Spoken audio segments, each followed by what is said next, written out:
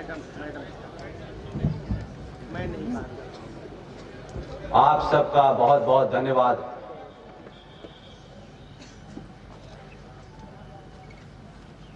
आज के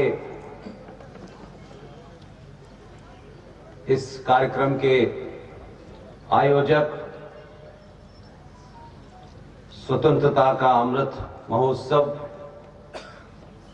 जिला रामसिनेही घाट बाराबंकी, आपके बीच इस आयोजन की अध्यक्षता कर रहे श्रीमान श्री राजकुमार शर्मा जी, समूह गान के सरस्वती विद्या मंदिर के बेटे और बेटियां, और हम सबके बीच में अयोध्या से पधारे महंत राजू दास जी और ख़वातीन व हज़रात, आखिर हमें इतने लंबे समय के बाद ये बोध हुआ कि हम आजादी का अमृत महोत्सव बनाएं।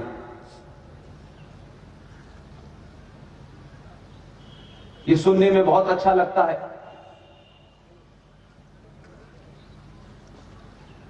लेकिन 75 साल के बाद भी हम अपने बच्चों को, आने वाली नस्लों को आज भी सच बोलने से या तो डरते हैं, या सच जानते नहीं हैं, या सच को छुपाने के लिए एक जो चल रही है पर पार्टी, हम उसी को आगे बढ़ाना चाहते हैं। दुनिया के जितने भी देश गुलाम हुए, खास तौर से अंग्रेजों के गुलाम हुए, उन तमाम देशों का इतिहास अगर आप पढ़ें तो भारत ही एकमात्र देश निकल के आता है जिसे अंग्रेजों ने गुलाम भी बनाया और दो हिस्सों में बांटा भी। कोई और देश नहीं बांट पाए वो। अंग्रेज आए, कैसे आए, क्यों आए, किसके बुलावे पे आए, मुगल यहां आए, वो भी किसके बुलावे पे आए, पुर्तगाली आए, डच आए, ये तमाम सारे लोग आए, लेकिन हमने इनसे क्या सीखा? इतिहास में जो गलती हमारे बुजुर्गों से हुई है, हमारे पूर्वजों से हुई है, क्या अब हम उस गलती को सुधारने के लिए तैयार हैं कि नहीं हैं? इसलिए आपने जब ये प्रोग्राम आयोजित किया तो मुझे खुशी हुई कि बाराबंकी के लोगों ने मुझे बुलाया है। लेकिन एक चीज, खास बात मैं आपसे इसलिए शेयर करना चाहता हूं। देश भर के अलग अलग कोनों में जाता हूं मैं, लेकिन यह घटना बाराबंकी में होनी थी। महाराष्ट्र के बहुत सारे शहरों में गया, गुजरात के शहरों में गया, अभी 2 दिन पहले इंदौर में था, लेकिन पहली बार मैंने देखा कि इस संबोधनों के पीछे जो मेरी मंशा है वो मुझे बाराबंकी में नजर आती है।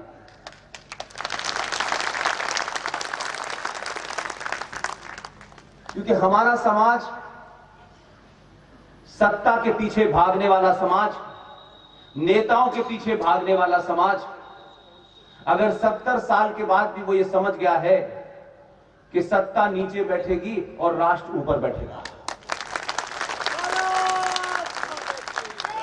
इसलिए राष्ट्र क्या है, देश क्या है, ये बड़ी बारीक सी लाइन है।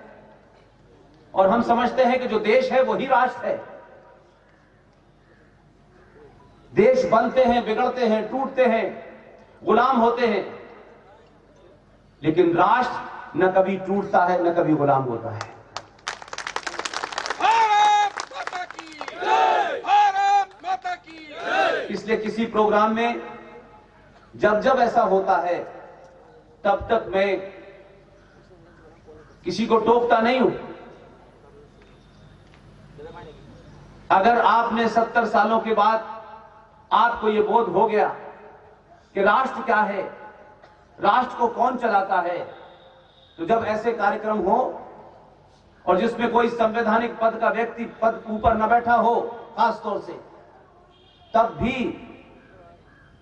आप इस बात का ध्यान रखें कि ये जो बुके देने की परंपरा है, ये हमारी नहीं है। हमारी परंपराओं में अतिथि का स्वागत करने के लिए आज से नहीं, हजारों साल से तुलसी का पौधा दिया जाता है, क्योंकि हर चीज के पीछे एक इतिहास होता है। हम हजारों काम करते हैं, उसके पीछे कोई मकसद होता है। कुछ तत्कालिक होते हैं और कुछ बड़े लंबे होते हैं। अगर आपने यह सीख लिया है कि एक चुना हुआ एमएलए, एक चुना हुआ एमपी, संविधान की शपथ लेकर बैठने वाला आदमी अगर भीड़ में बैठ जाए और हमारे आदर्शों का आदमी, समाज को चलाने वाला, समाज का मेन आदमी अगर मंच पर बैठ जाए, तो समझ लीजिए कि समाज बदलने लगा है। लिहाजा हम आज के दिन उन गलतियों को न दोहराएं। कम से कम एक आम आदमी, एक आम नागरिक उसको न दोहराए, क्योंकि पार्टियां अपने स्वार्थ के लिए नए नए स्लोगन, नए नए नारे गढ़ती हैं। वो स्लोगन, वो नारे उनको जिता सकती हैं, वो सत्ता में आ सकते हैं, लेकिन वो नारे राष्ट्र के लिए कभी कभी बहुत खतरनाक हो जाते हैं। इसलिए हमने बहुत सारे ऐसे झूठ सुने और उनका प्रचार किया, लेकिन इस 70-75 साल के दौर में हमको एहसास होता है कि हमें किसी विदेशी ताकत ने, हमारे शत्रु ने हमें मूर्ख नहीं बनाया, हमारे बारे में हमारे ही लोगों ने हमको मूर्ख बनाया। लेकिन अगर ये शुरुआत हो गई है तो इसमें बढ़ चढ़ के हिस्सा लें। ये किसी पार्टी का, किसी संगठन का, किसी विचारधारा का प्रोग्राम नहीं है। ये प्रोग्राम आपके बीच में आकर के जो हमसे गलतियां हुई हैं, उन गलतियों को सुधारने का प्रोग्राम है। हम 70 साल में समझ ही नहीं पाए कि हमको क्या बीमारी है, हमारा यह हश्र क्यों हुआ है। दुनिया की सबसे पुरानी संस्कृति, सभ्यता के मानने वाले लोग जो प्रकृति के हिस्से हैं, आज उनकी ये दुर्गति हो क्यों रही है। पूरी दुनिया हमें कायर, लालची, मक्कार क्यों समझती है।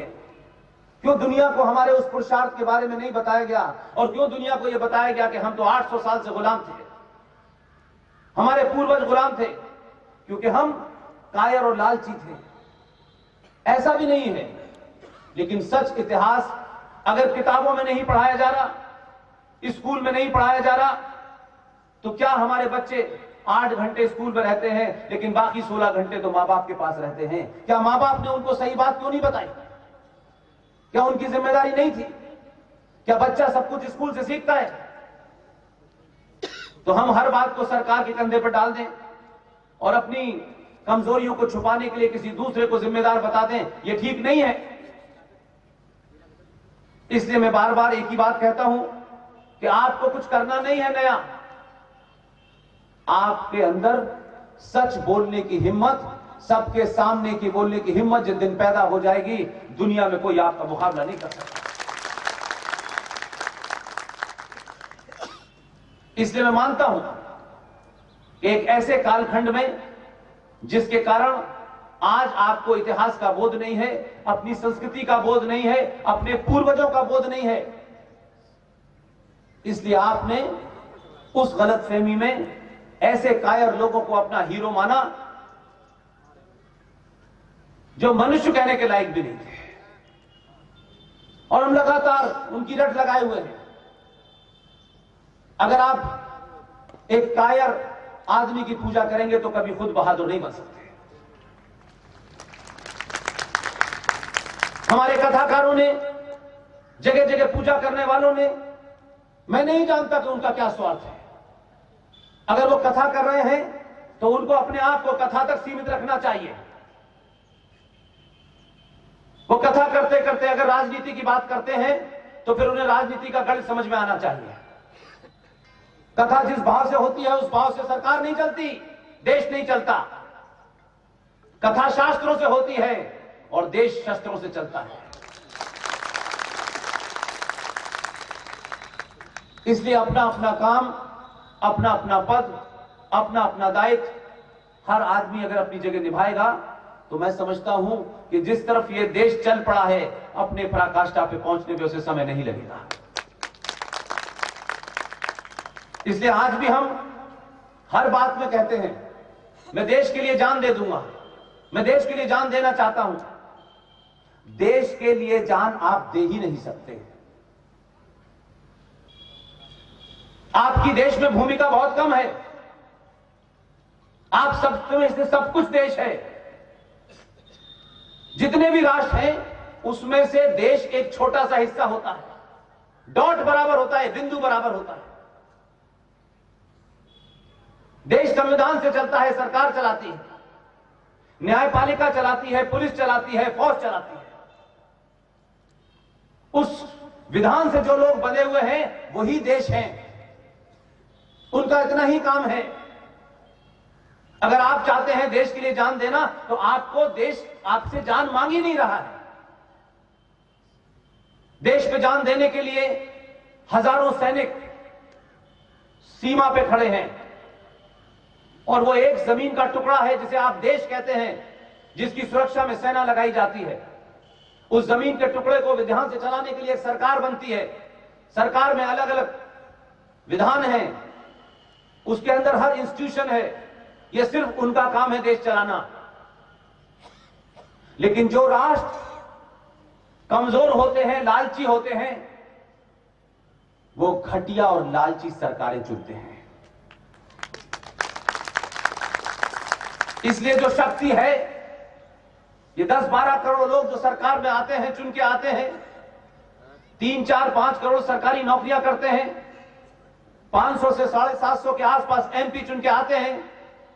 इस 90 करोड़ सनातनी समाज में बहुत छोटी सी गिनती है।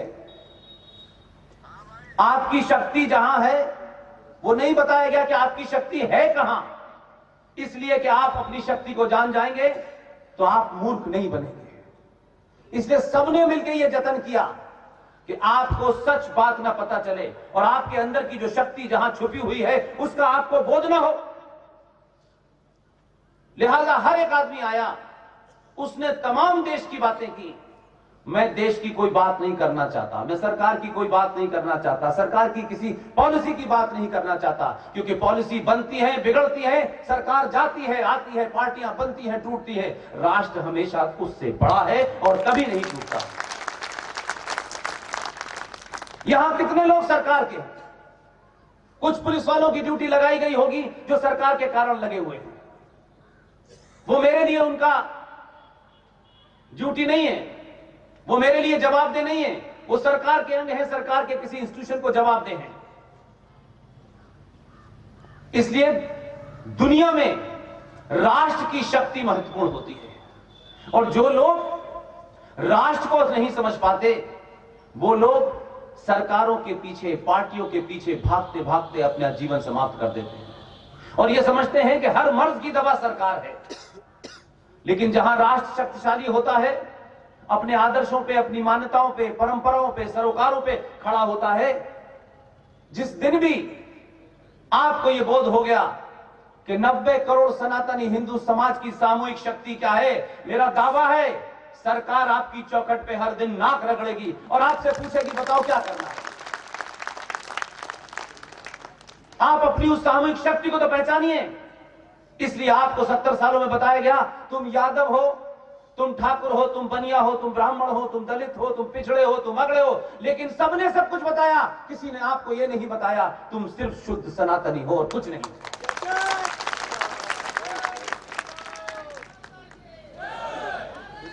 इसे राष्ट्र को जो चलाते हैं, राष्ट्र चलाने की भूमिका जिनकी होनी चाहिए, उनमें भी कुछ कमजोरियां पैदा हुई। उस कमजोरी के कारण वो अपनी बात भी बहुत ताल ठोक के नहीं कह पाए। ये हमेशा होता है। और क्योंकि हम दुनिया के सबसे पुरानी संस्कृति के लोग हैं, तो इस दौर में कुछ कमियां आ गई होगी, कुछ कमजोरियां आ गई होंगी।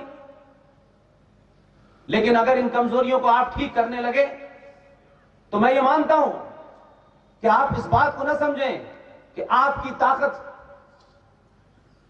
आप कमजोर हैं, आपकी कोई सुनता नहीं है, आप बटे हुए हैं। याद रखिए, 70 साल के इस सफर में सारे एक्सपेरिमेंट कर लिया आप लोगों ने। ये सेकुलर हैं, ये अल्ट्रा सेकुलर हैं, ये समाजवादी हैं, ये फलानेवादी हैं, ये वामपंथी हैं, ये राष्ट्रवादी हैं। सारे एक्सपेरिमेंट कर लिया आपने, क्योंकि आप कमजोर थे, और कमजोरी और लालच और फिर उसके बाद कायरता, ये तीनों एक साथ चलते हैं। लिहाजा हर आदमी ने आप ही के ऊपर एक्सपेरिमेंट किया। जैसे डॉक्टर कोई दवा बनाते हैं, साइंटिस्ट जब कोई दवा बनाते हैं, तो वो चूहे के ऊपर एक्सपेरिमेंट करते हैं। चूहा मर गया तो कोई फर्क नहीं पड़ता, फिर एक्सपेरिमेंट किया, फिर चूहा मर गया, कोई फर्क नहीं पड़ता। ऐसे ही नेताओं ने हिंदुओं के ऊपर एक्सपेरिमेंट किए। सबने इनको समझा कि ये सबसे कमजोर हैं, जल्दी बढ़ जाते हैं, जल्दी बिखर जाते हैं, लालची हैं, पीछे भागते हैं और अपनी पहचान खो बैठते हैं सिर्फ इसलिए कि हमें कुछ मिल जाएगा। उन तमाम एक्सपेरिमेंट करने के बाद आपको कम से कम 700-800 साल के बाद पहली बार बोध हुआ। बहुत लोग ये बात कहते हैं, बड़े डंके की चोट पे कहते हैं, लेकिन मुझे लगता है कि आज भी वो ताकतें आपके बीच में हैं जो आपको बहकाना चाहती हैं। आपकी शक्ति जब जब सामूहिक तौर पे उभरती है, तो नया नया नैरेटिव, नया नया नारा दिया जाता है। ये हिंदू उत्पाती हैं, एक्सट्रीमिस्ट हैं, ये इस्लामिक हेटर हैं। ये नए नए शब्द इसलिए दिए जाते हैं ताकि आपके अंदर की जो सोच है, आपके अंदर जो सच बोलने की शक्ति है, आप अपने आप को पहचानने लगे हैं, आप अपनी कमजोरियों को दूर करने लगे हैं। कहीं ये समाज सच्चाई जान गया और अपनी कमजोरियों पे काबू पा लिया, और ये यादव ठाकुर बनिया बनने से पहले जिस दिन सनातनी हो गया, तो हमारी बनी बनाई दुकान लुट जाएगी, इसलिए चिंतित है। बहुत लोग बहुत सारी बातें कहते हैं, इसलिए मैं कह रहा हूं कि राजनीतिक लोगों को छोड़ दीजिए, पार्टियों को छोड़ दीजिए, संगठनों को छोड़ दीजिए। मैं तो पब्लिकली कहता हूं, किसी राजनीतिक दल, किसी संगठन और किसी पार्टी और राष्ट्र के बीच में कुछ चुनना हो तो जीवन में याद रखिए, राष्ट्र को चुनिए, सब ठीक हो जाएगा। इसलिए आज भी बड़े बड़े सियार अलग अलग नकाबों के अंदर, अलग अलग पोशाकों के अंदर, क्योंकि उनका एजेंडा उस स्वार्थ से जुड़ा है जिस स्वार्थ में सनातनी हिंदू समाज को मूर्ख बना के रखा जाए। आज भी वो आपके बीच में आते हैं और अपने स्वार्थ के लिए कहते हैं सारे धर्म बराबर हैं। किसने बताया आपको सारे धर्म बराबर हैं? जब दुनिया में एक ही धर्म है, बाकी है ही नहीं, तो बराबरी कैसी?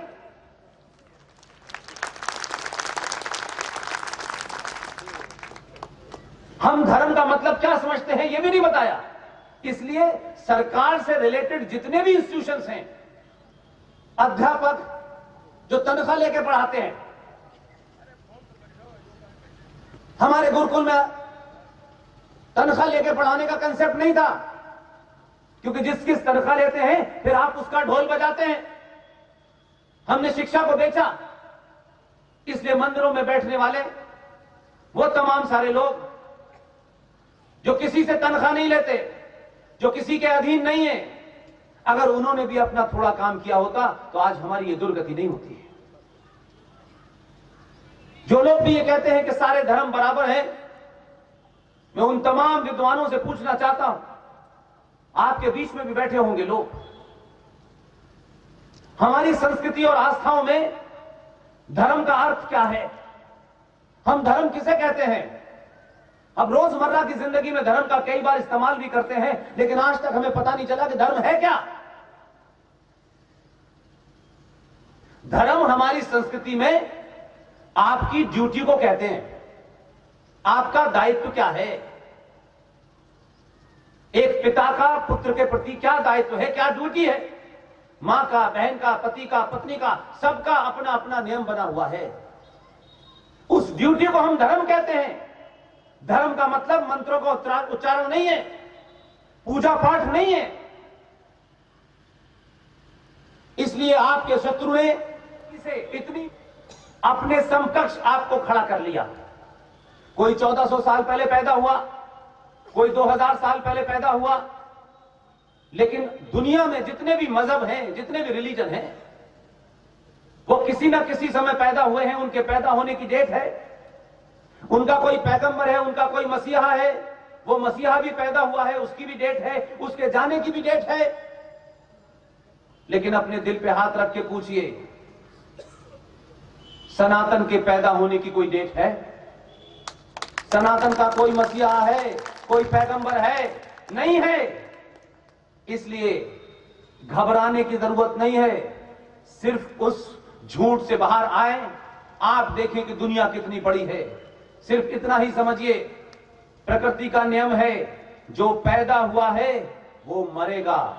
इसलिए जो 1400 साल पहले पैदा हुए हैं, जो 2000 साल पहले पैदा हुए हैं और बीच बीच में पैदा होते रहते हैं, कहां खत्म हो जाते हैं मुझे नहीं पता। अकबर ने भी एक मजहब स्टार्ट किया था, दीन इलाही, वो कहां चला गया। इसलिए जो पैदा हुआ है वो मरेगा। सनातन ना पैदा हुआ है ना मर सकता। इसलिए सनातन अनंत है, अनंत काल का रहेगा। इसलिए मेरा मानना है कि जब राष्ट्र जागृत होता है तो 2014 पैदा होता है। जब राष्ट्र में चेतना पैदा होती है, 700-800 साल के कालखंड की उस गुलामी से, लालच से, कायरता से जब आप बाहर निकलने की कोशिश करते हैं, तो जिसको भी चुनते हैं उसके अंदर आप पुरुषार्थी देखते हैं। ये देखते हैं कि ये जो हमने जिसको चुना है, ये हमारे सपनों का भारत कैसा था, ये हमें उधर ले जाने की इसकी क्षमता है कि नहीं है। हम ये नहीं देखते इसका रंग कैसा है, इसकी जाति कैसी है, इसका गोत्र क्या है। हम जब ये देख के चुनते हैं और उस पर यकीन करते हैं, उसको समय देते हैं, क्योंकि आजादी के बाद का तथाकथित 70-75 साल का कालखंड और उससे पहले के कालखंड में इतनी ज्यादा परतें हमारे दिमाग में जम गई हैं कि आज सच बोलते बोलते कुछ लोगों को बड़ा लंबा समय लगता है कि सच में ये सच है भी कि नहीं, क्योंकि 70-80 साल से तो हम कुछ और ही सुन रहे हैं। लिहाजा मैं मानता हूं कि आपने सरकारें, किसी ने बिजली का बिल माफ कर दे, कोई जीएसटी में छूट दे दे, इनकम टैक्स की स्लैब बढ़ा दे।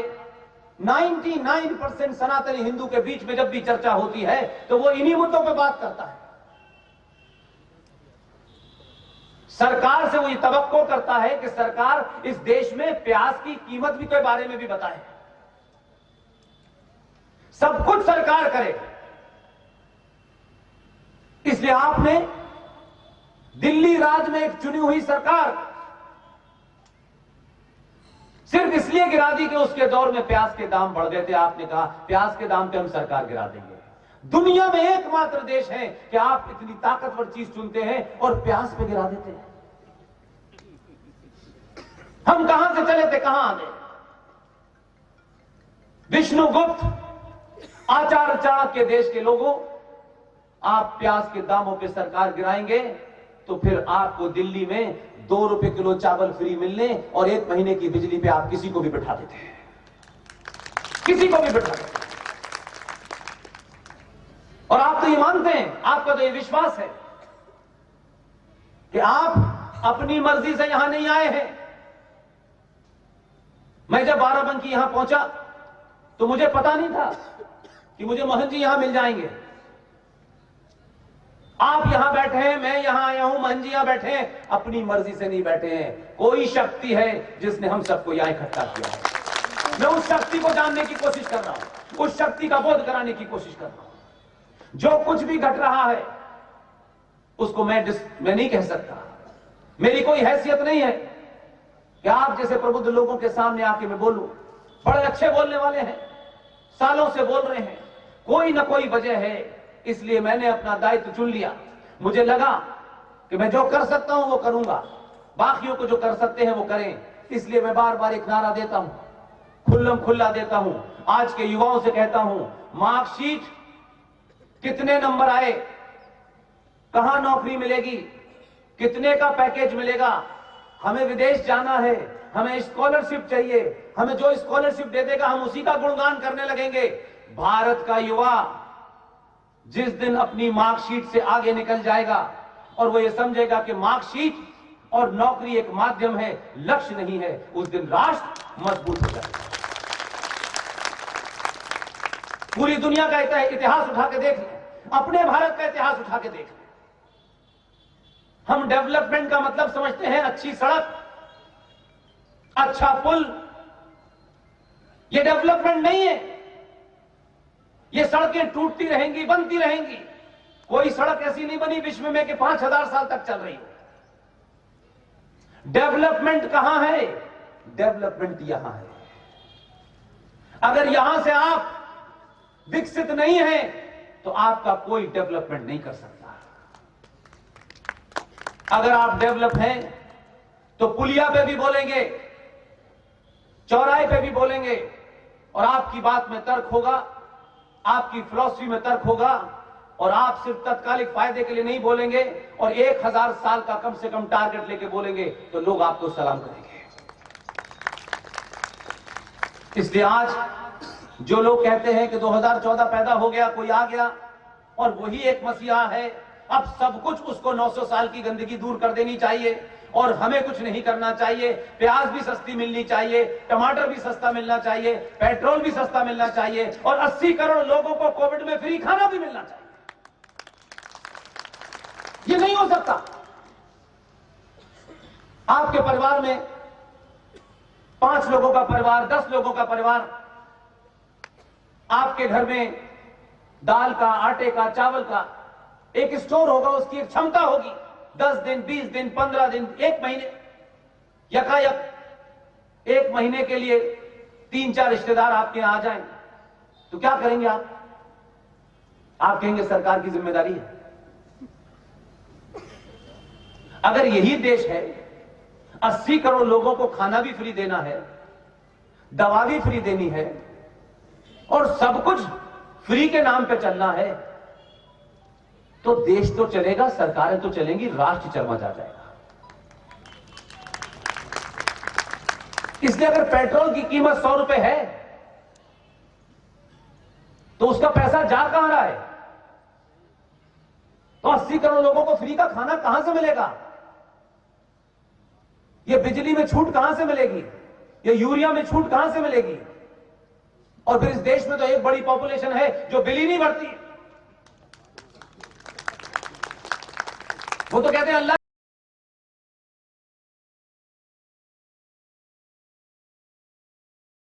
लगे कि अल्लाह की देन, अल्लाह ने जो दिया उसे भी ठीक ठाक से नहीं रखा, उसमें भी छेड़खानी कर रखी है।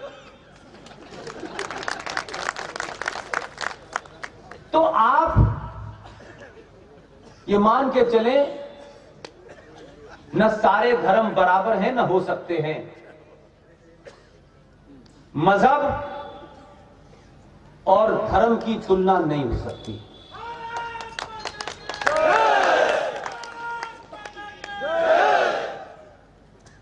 ये भारत माता की जय का नारा मैं अक्सर बहुत सुनता हूं। मेरे प्यारे नौजवान साथियों, भारत माता की जय जभी होगी जब आपको सच्चाई पता होगी। ये भावुकता में लगाया हुआ नारा आपको अंधकार की तरफ ले जा रहा है, क्योंकि जब आप ये कहते हैं भारत माता की जय तो सब ये समझते हैं कि भारत माता सुरक्षित है, संपन्न है, बस इसकी जय करनी है। और इससे वो ताकतें, आपका शत्रु इसलिए खुश होता है कि आप हकीकत की तरफ जानना नहीं चाहते, भारत माता का नारा लगा करके खुश हो जाते हैं। सबसे ज्यादा भारत माता खतरे में है। यह बताना मैं समझता हूं भारत माता का जय का नारा है। यह देश कभी भी खतरे में नहीं था और आज भी नहीं है।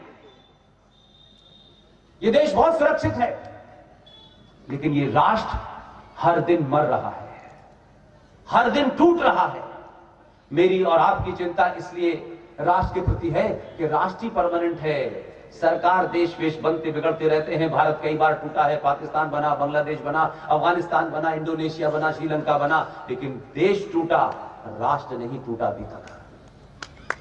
आप कह सकते हैं ये राष्ट्र क्या है, ये कैसे देश किससे अलग है?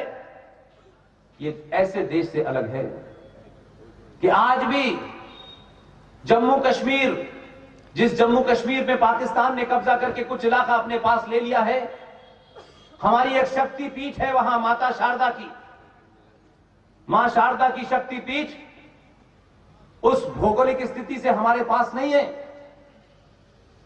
पाकिस्तान के कब्जे वाले कश्मीर में है। लेकिन ताकत देखिए राष्ट्र की, मंदिर खंडर हो चुका है, लेकिन वहां भी दो लोग माता शारदा के मंदिर में दीप जलाते हैं। यह राष्ट्र है। हिंगला माता बलूचिस्तान में है, पाकिस्तान में। आप में से कोई नहीं गया होगा, मैं 12 साल तक उनके साथ काम कर चुका हूं। हिंगला माता का मंदिर आप नहीं जा सकते, आप देख नहीं सकते, लेकिन हिंगला माता में भी भले ही वहां इस्लामिक जिहादी और आतंकवादियों की सरकार है, लेकिन उनकी शक्ति इतनी नहीं थी कि मां शारदा का दिया बुझा सकें और हिंगला माता की पूजा रोक सकें। आज भी डेली माता हिंगला की पूजा हो रही है, कथा हो रही है, और वहां बहुत सारे लोग हैं जो उसको चला रहे हैं। इंडोनेशिया में भी भगवान राम की कथा हो रही है। अमेरिका के अंदर भी आपका मंदिर है, वहां भी कुछ लोग फूल चढ़ा रहे हैं, वहां भी पूजा कर रहे हैं। हर हिंदुस्तानी सनातनी हिंदू दुनिया के जिस कोने में बैठा हुआ है, वो आज भी अपना पूर्वज भगवान राम को मानता है, किसी और को नहीं मानता। ऐसा नहीं है कि वहां जाकर के उसने मंदिर में माइकल जैक्सन की तस्वीर लगा रखी है। वही राष्ट्र है। इसलिए राष्ट्र को मजबूत करें। मुझे पता चला बाराबंकी में कोई एक इलाका है, मैंने सुना है, वो चिट्ठी मेरे पास है। यहां जो लोग सरकारों में हैं, राजनीति में हैं, ये ध्यान रखें, आप जो कुछ करेंगे राष्ट्र के लिए करेंगे तो आपको कोई याद रखेगा। आप जीते, आपने 10 गाड़ियां खरीदी, 50 मकान बनवाए, और उसके बाद आपको लगा कि बस हो गया, यही राष्ट्र है, आपको कोई माफ नहीं करेगा, ध्यान रखिएगा।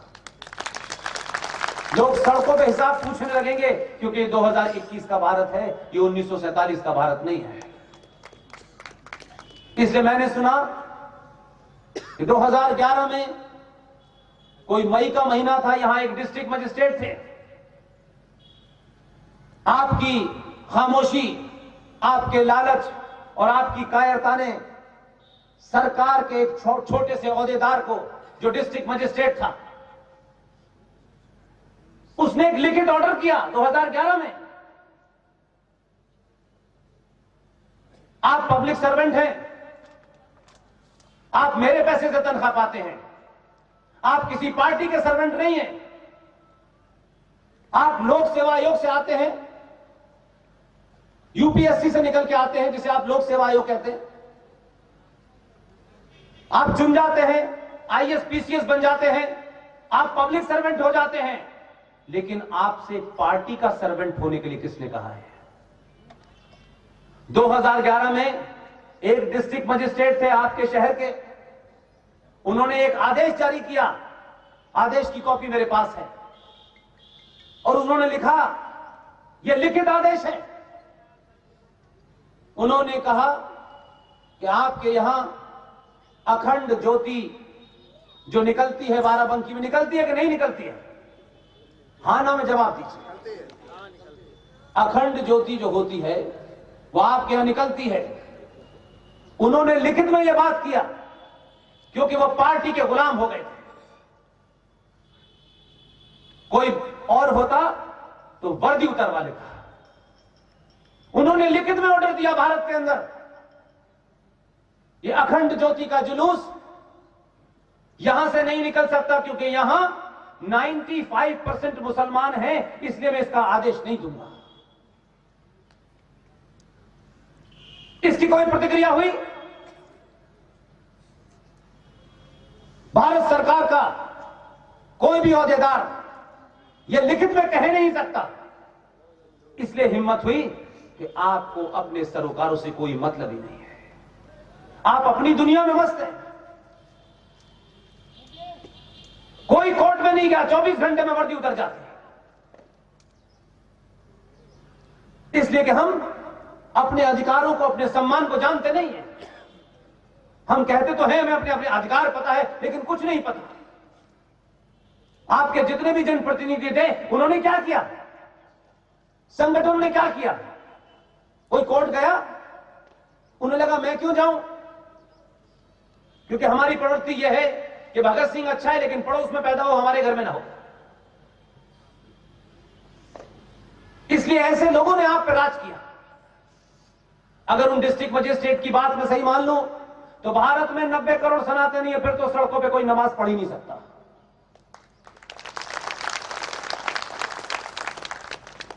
अगर इसका काउंटर क्रिएट करने लगे तो फिर इस देश के अंदर किसी मुसलमान को कुछ भी करने की इजाजत नहीं दी जा सकती। फिर इस देश के अंदर 5 वक्त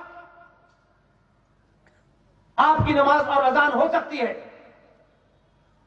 लेकिन सुप्रीम कोर्ट की खिलाफ वर्जी के बाद भी आप यह देंगे क्योंकि कहेंगे कि यह हमारे मजहब का मामला है। यह मजहब का मामला नहीं है,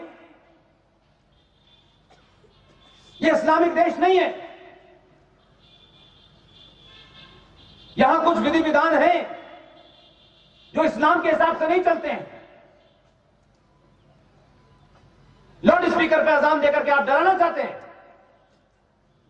जहां से इस्लाम निकला, जहां प्रॉफिट साहब थे, जहां मक्का था, वहां तो लाउड स्पीकर पे अजान नहीं होती। पर ये हिंदुस्तान के मुसलमानों को किसने कह दिया कि जब से इस्लाम आया है तब से हम लाउड स्पीकर पे अजान दे रहे हैं? किसने कहा?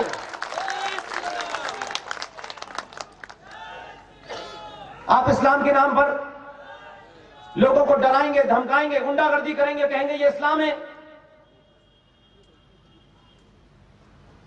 इसलिए आप अपनी शक्ति को पहचानिए।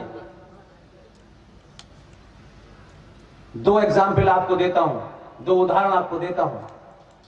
आपकी सरकार, राष्ट्रवादियों की सरकार, 24 कैरेट के हिंदुओं की सरकार उत्तराखंड में थी कि नहीं थी? थी, है कि नहीं है? हाँ ना में बोलिए ताकि पता चले आपको पता है। क्या हुआ? ये लोग भी अगर आपके साथ कुछ गड़बड़ करेंगे तो आपकी सामूहिक शक्ति, जिसकी तरफ मैं बार बार इशारा कर रहा हूं, उसका नजारा देखिए। ऐसा नहीं होगा कि दूसरे कुछ कर जाएंगे तो हम चिल्लाएंगे और हमारे कुछ करेंगे तो हम चुप रहेंगे, क्योंकि ये हमारे हैं। जो राष्ट्र का नहीं वो किसी पार्टी वार्टी का, वो हमसे कोई मतलब नहीं। उत्तराखंड की सरकार ने, राष्ट्रवादियों की सरकार ने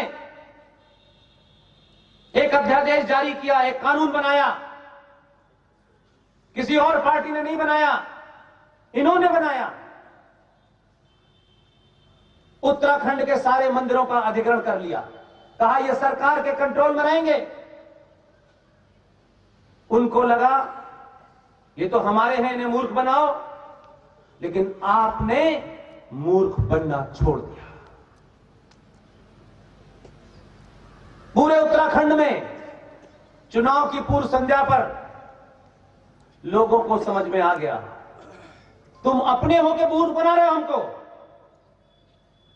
उन्होंने क्या किया, उन्होंने क्या, इसके बारे में बहुत बताते हो, जरा अपने गलेबान में भी झांको। 2 मंत्री प्रधानमंत्री की यात्रा से पहले गांव में गए।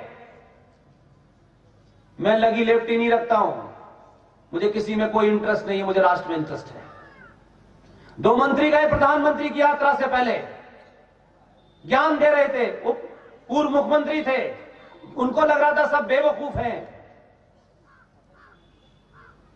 ऐसे लोगों ने जो ये मंच पे बैठे हैं, उन्होंने जूता उतारा और 4 जूते मारे और कहा कि इनको कुर्सी पे नहीं, नीचे बिठाओ, बिठाओ इनको नीचे। ये मैं बिल्कुल आपको आंखों देखी बात बता रहा हूं, नाम नहीं लेना चाहता, बेचारों की इज्जत चली जाएगी। लिटरली जूते मारे।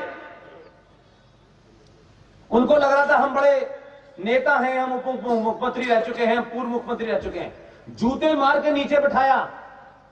अब यहां क्यों आए हो? उकरू बैठे रहे। बोले तुम क्या समझते हो, बंधुआ मजदूर हैं हम तुम्हारे? तुम राष्ट्र के नाम पे हमको ठगना चाहते हो? कहा यह कानून तो तुमने बनाया था हमारे मंदिरों का अधिग्रहण का। आपकी सामूहिक शक्ति देखिए। किसी गांव में 2, एक पूर्व मुख्यमंत्री गया, साथ में एक नेता था। यह खबर फैली, उनको समझ में आ गया कि बातों से काम नहीं चलेगा, लोगों को जागृत हो गए हैं। अभी 15 दिन पहले उत्तराखंड सरकार ने वो जो आदेश दिया था वो वापस ले लिया। अपनों से भी लड़ना पड़ेगा आपको। ऐसा नहीं है कि अपने सभी जो है गंगा में नहाए हुए, ऐसा नहीं है। आज आपको इस उत्तर प्रदेश में अपनों से ज्यादा खतरा है, पड़ोसियों से नहीं है। इसलिए हर बात को दूसरे को दोष मत दीजिए। आपने सनातन की लड़ाई लड़ी कब? अपने अधिकारों को आपने सिर्फ उतना ही समझा, मुझे नौकरी मिल जाए, मेरा काम हो जाए, मुझे कॉन्ट्रैक्ट मिल जाए, मुझे कहीं से घूस मिल जाए। इससे ज्यादा आपने सोचा कब था? और जैसा सोचा था वैसी सरकारें मिल रही। आपने सोचना बंद कर दिया, टैप बंद हो गया। अब दूसरे सवाल उठ रहे हैं।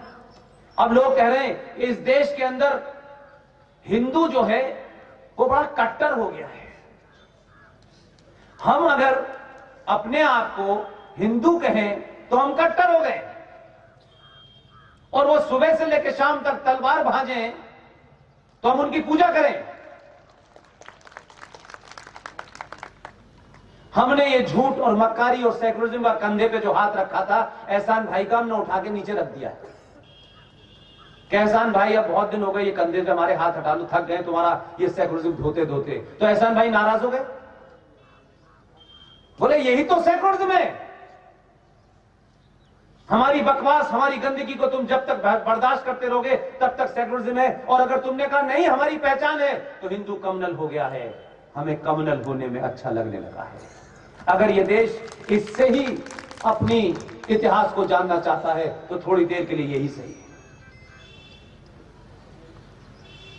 1947 की बहुत सारी घटनाएं हैं जो मैं आपके सामने रख सकता हूं, लेकिन यहां वंदे मातरम के हुआ तो शायद मैं समझता था कि कोई वंदे मातरम जो हम सुनते रहे हैं वही गान होगा। आप सबसे मेरी विनती है कि जो कुछ भी मैं आपसे कहूंगा ये ध्यान रखिएगा, उसका फल हो सकता है, ये मैं मानता हूं, मेरा कन्विक्शन है कि हजारों चीजें जो मैं कर रहा हूं उसमें से होता है जीते जी एक दिन देख पाऊं, लेकिन मैं ये सोच के कर रहा हूं कि ये मुझे कुछ न दिखेंगी न मेरे सामने होंगी, लेकिन इसकी नींव रख के जा रहा हूं ताकि आने वाले लोग इस पे मजबूत बिल्डिंग बना सकें। मैं ये कभी नहीं सोचता जो कुछ मैं कर रहा हूं मुझे मिलना चाहिए। क्यों मिलना चाहिए? हमारे बीच में बहुत बड़े बड़े ऐसे लोग थे जो काम कर गए और उन्होंने चिल्ला चिल्ला के नहीं बताया। उन्होंने अपने जन्मदिन को, ताकि दो देश उन्हें जाने, उनके पैदा होने की कोई डेट नहीं जानना चाहता है, तब उन्होंने कहा नहीं मुझे जानो, मैं कब पैदा हुआ हूं जानो, हम नहीं जानना चाहते। उनका नहीं जानो, मैं इसको ऐसी चीजों से जोड़ जाऊंगा कि तुम्हें याद करना पड़ेगा। खामेखा 14 नवंबर को बाल दिवस मनाना पड़ता है कि मुझे बच्चों के बहाने से जानोगे। क्यों जाने तुम्हें?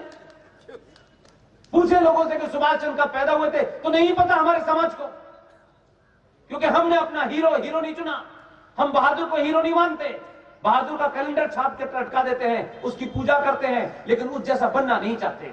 हम बनना चाहते हैं फूल वाले चचा जो 19 साल तक चोरी से, मक्कारी से, फ्रॉड से इस देश का प्रधानमंत्री बना। हमारा यही एटीट्यूड है। हम खुद झूठ बोलते हैं। भारत का पहला प्रधानमंत्री कौन था? जवाहरलाल नेहरू। जवाहरलाल नेहरू आजाद भारत से पहले संयुक्त भारत का पहला प्रधानमंत्री। दोनों के तथ्य आपके सामने रखता हूं, आप जिसको चाहे तय कर लीजिएगा। मेरा दोनों से किसी से कोई रिश्ता नहीं है, लेकिन आज के समाज को तथ्यों पे बात करनी चाहिए। एक शख्स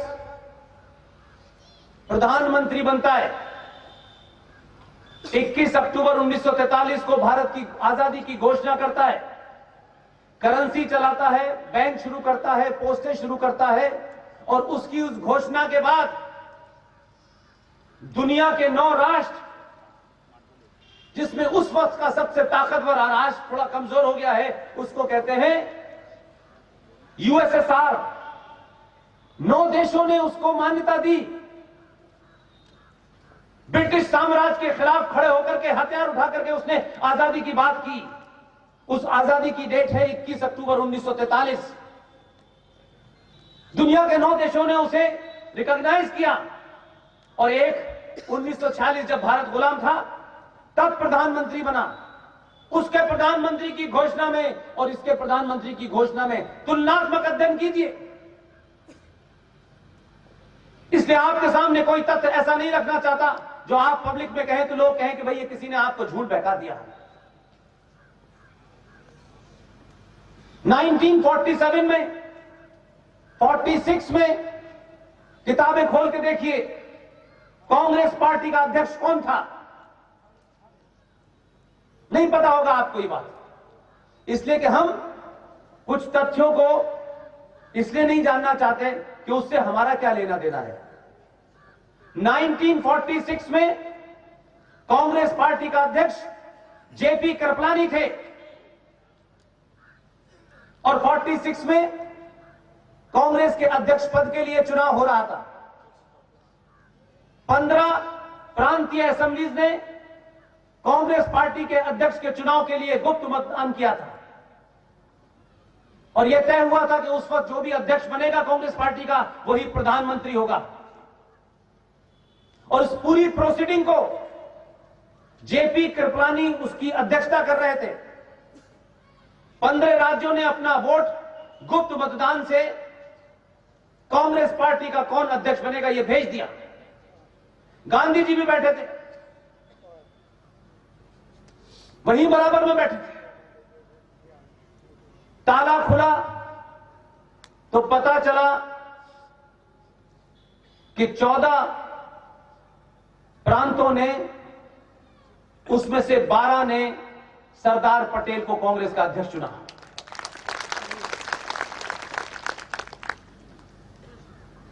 एक वोट कृपलानी को मिला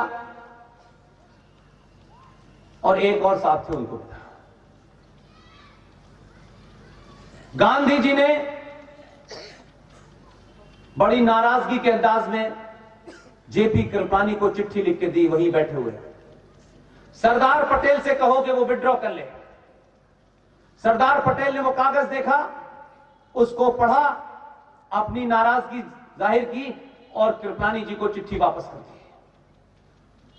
सरदार का गुस्सा देखकर गांधी जी ने जवाहर से कहा, जवाहर तुम्हें एक भी वोट नहीं मिला है। मैं समझता हूं कि कोई इज्जतदार आदमी होता तो खड़ा होकर कहता कि जिसको मिला है मैं उसके पैर छूने को तैयार हूं। लेकिन जब ड्रामा बहुत पहले तय हो चुका हो, जैसे आजकल तय होता है अध्यक्ष बनाने के लिए, तो फिर हिम्मत नहीं होती, क्योंकि पहले से फिक्स था। माउंटबेटन ने साफ साफ कर दिया था कि अगर नेहरू नहीं बनेंगे तो अभी जाने में वक्त लगेगा। सरदार पटेल को दोबारा चिट्ठी भेजी और उसके बाद कृपलानी से कहा कि सरदार से कहो इस्तीफा दे दे। सरदार गुस्से में उन्होंने चिट्ठी लिखी पे इस्तीफा दिया और चले गए। इस झूठ, इस फरेब के साथ 1946 के चुनाव में नेहरू देश के प्रधानमंत्री बने हैं।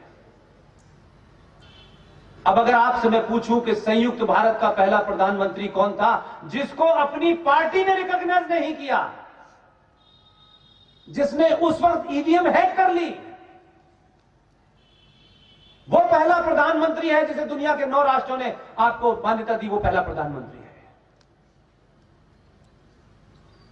यह तथ्य जानने के लिए जेपी कृपलानी ने जो किताब लिखी है, Gandhi his life and thought,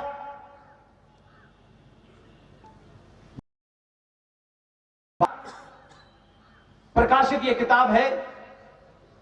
किताब का पेज नंबर 248 पे ये पूरी घटना लिखी हुई है। ये किसी और ने नहीं लिखी, इस पर डिबेट नहीं हो सकती। इसलिए ये तथ्य सब मौजूद हैं। आप पढ़ेंगे तो पता चलेगा कि आज आपकी दुर्गति ऐसी क्यों हुई है। आप समय पर टैक्स देते हैं, इस देश के कानून को मानते हैं, आप शांति प्रिय लोग हैं। आपने किसी की गर्दन पे तलवार रखे ये नहीं कहा कि हिंदूज़म छोड़ करके, इस्लाम छोड़ करके हिंदू बन जाओ, आज तक नहीं कहा। आपने किसी देश पे चढ़ाई नहीं की, आप किसी देश को लूटने नहीं गए। आप उस आदमी की पूजा करते हैं जिसको, उसकी पत्नी को कोई ले गया था। वो अपनी पत्नी को लेने के लिए भगवान राम वहां गए, लौट के जब वहां से आए तो उस सोने की लंका से 2 तोला अपनी जेब में रख के सोना लेके नहीं आए। हम लुटेरे नहीं हैं, कभी हमने लूट नहीं की, हमने हत्याएं नहीं की। हमारे फलसफे में यह नहीं लिखा है कि लूट का माल सब में बटेगा और औरतें भी उसमें लूटी जाएंगी, तो सरदार को सबसे अच्छी औरत जाएगी, फिर सिपाहियों में बटेगी, फिर प्रजा में बटेगी। यह हमारा फलसफा नहीं है। जिनका फलसफा है वो जाने। इसलिए आपकी लड़ाई शत्रु से तो है, लेकिन आपको शत्रु बोध नहीं है। और जिन्हें बोध होने का जो दावा कर रहे हैं वो कह रहे हैं हमारा भाईचारा। अगर आपको इतने सालों बाद नहीं पता चला भाई कौन है चारा कौन है, तो ये आपकी गलती है, किसी और की गलती नहीं। उत्तर प्रदेश में बहुत सारे मंदिर, उन मंदिरों को लेकर के बहुत विवाद है। कोई इस्लामिक आक्रांताओं ने कोई 30 से 40 हजार मंदिरों को देश भर में तोड़ा।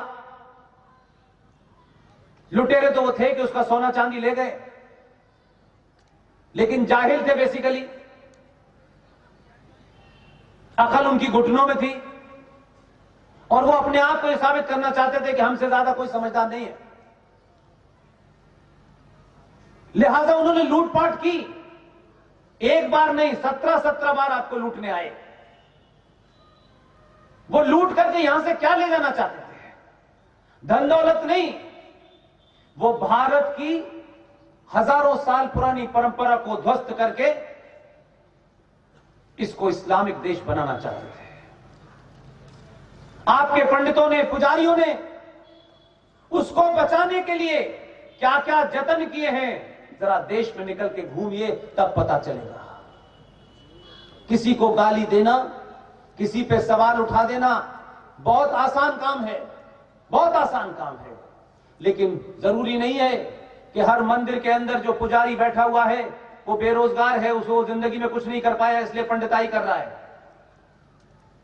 वही आखिरी निशानी है आपके पास। वो कैसे भी है चला रहा है।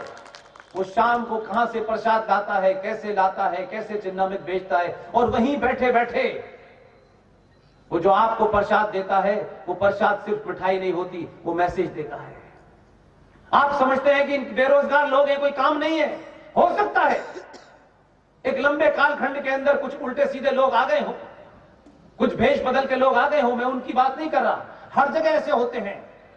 लेकिन बड़ी बड़ी शादियां करते हैं आप, टेंट वाले से पैसा तय करते हैं, 50 लाख का टेंट लगेगा, 10 लाख का खाना होगा, दुनिया का फूल पत्ती सब कुछ होगा, लेकिन उस शादी का जो मूल है, जो शादी का बेसिक फैक्ट है कि बगैर अग्नि के फेरे लिए वो शादी नहीं हो सकती।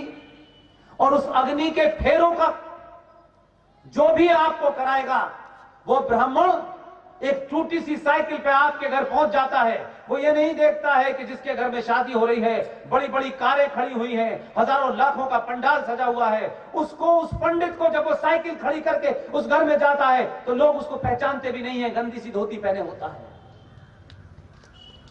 लेकिन शादी उसके मंत्रों के बाद ही होती है।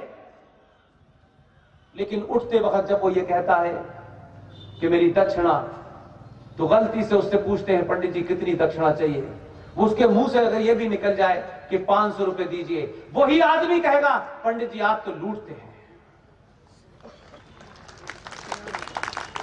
क्या पाखंड है, जिसके कारण, जिस संस्कार के कारण ये 5 करोड़ का तंबू लगा है, जिसके कारण 20,000 रुपए की प्लेट बिक रही है, उस आदमी ने को 500 रुपए देते वक्त आप ये कहते हैं कि पंडित जी आप तो लूटते हैं।